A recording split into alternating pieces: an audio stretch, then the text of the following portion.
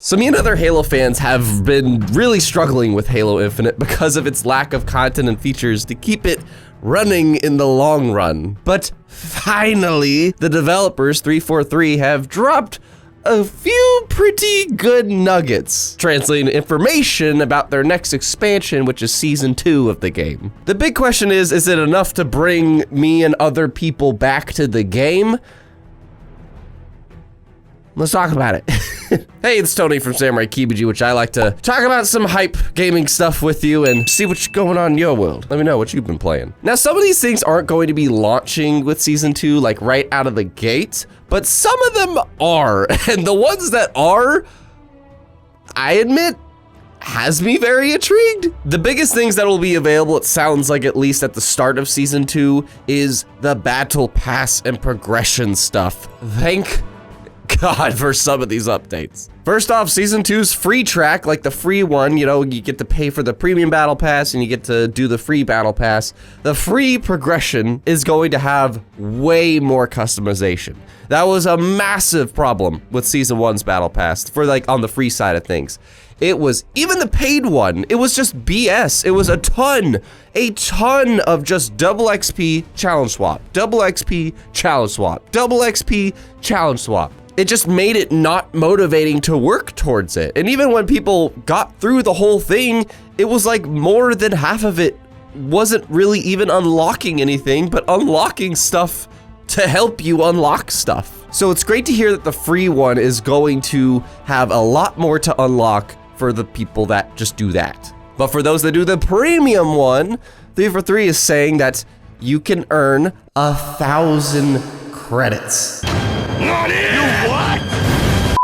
If for some reason you're not a Halo fan, credits is like the microtransactions that the game does because it is a free-to-play game. They got to make their money somehow. But what's interesting is that they're saying the premium battle pass, which you do have to buy, and I think it's like 800 or 1,000. So essentially, you can earn the money back that you would have put into the premium battle pass by, I'm assuming, by playing through the whole thing. Like, they're not gonna make it so you get your money back by just the first few levels. You probably have to get through the entire thing of it to do that. But that's really interesting. Like, I really do hope that the free one, people can earn, I don't know, 200. You know, the premium users, they get the 1,000. Obviously, they put money into it, but the free ones, it'd be nice if they got like something too. Like, people that play the game for free deserve a way to earn credits. It's gonna be hard. It's not gonna be easy because that's the game's money to be made, but at least a way, you know? And the weekly challenges. The weekly challenges, I am so happy to say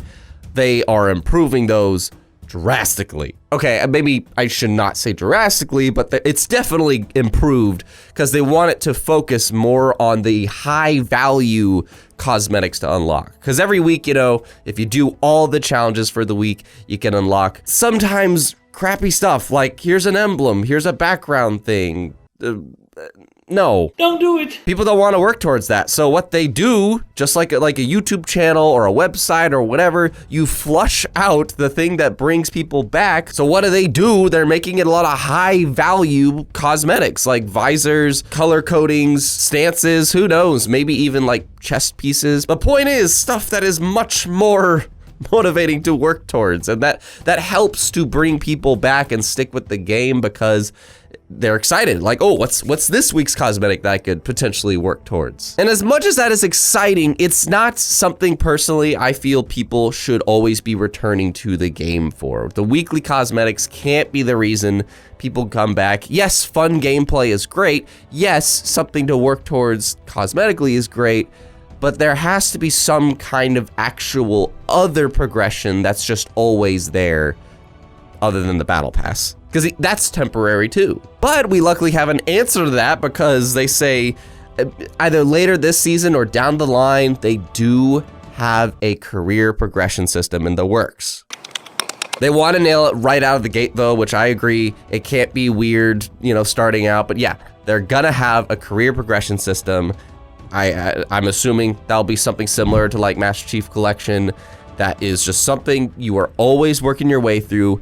thank goodness, because that will add so much more motivation to keep coming back to the game. And then there's the shop, something that should help people return as well if they are super into the cosmetic stuff.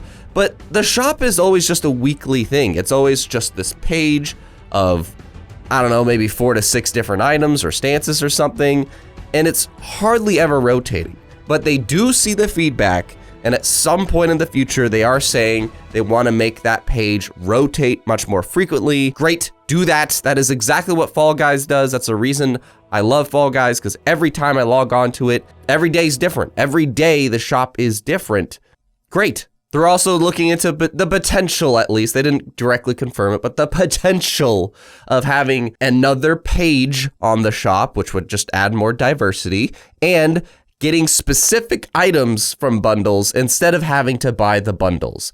If they do all 3 of those changes, that will make a marketplace that they could probably make a lot more money from and make fans happy to give it to them. Don't throw a damn fit because they're doing microtransactions. It's a free-to-play game. They need to make money somehow, and it doesn't impact the gameplay in any way. Now, the prices, on the other hand, that we can rant about.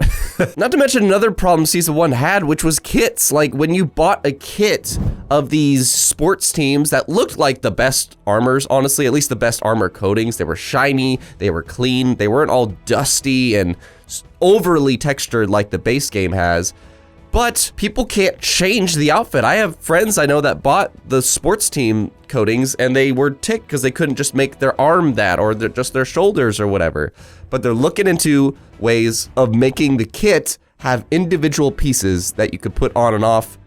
Fantastic news. And probably the biggest complaint, they are finally addressing it. Cross-core customization.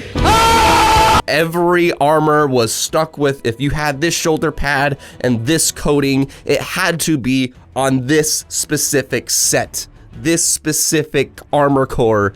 Between 3, you have to put that piece on that piece. It was so limiting. To sum it up, players were not able to customize their Spartan the way that they imagined they could.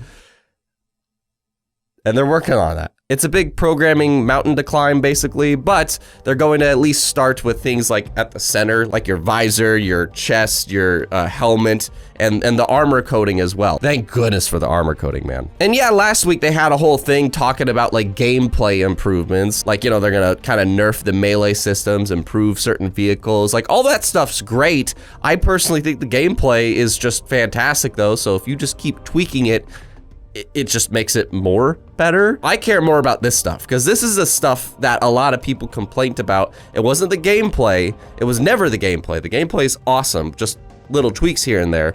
It's the stuff like this that kind of keeps people coming back for more.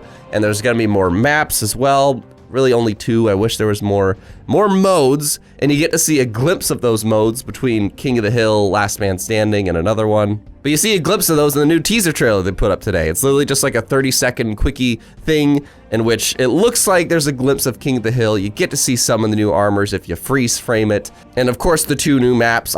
Seriously, man, I wish there was more than 2, but if that's all we get, then that's all we freaking get. And with all this, is it enough to bring people back? The hardcore Halo fans, yes. Like, obviously our curiosity is going to be intriguing. Well, most of us will be coming back, but will it bring the player base in general back? Those 20 million people that tried out the game?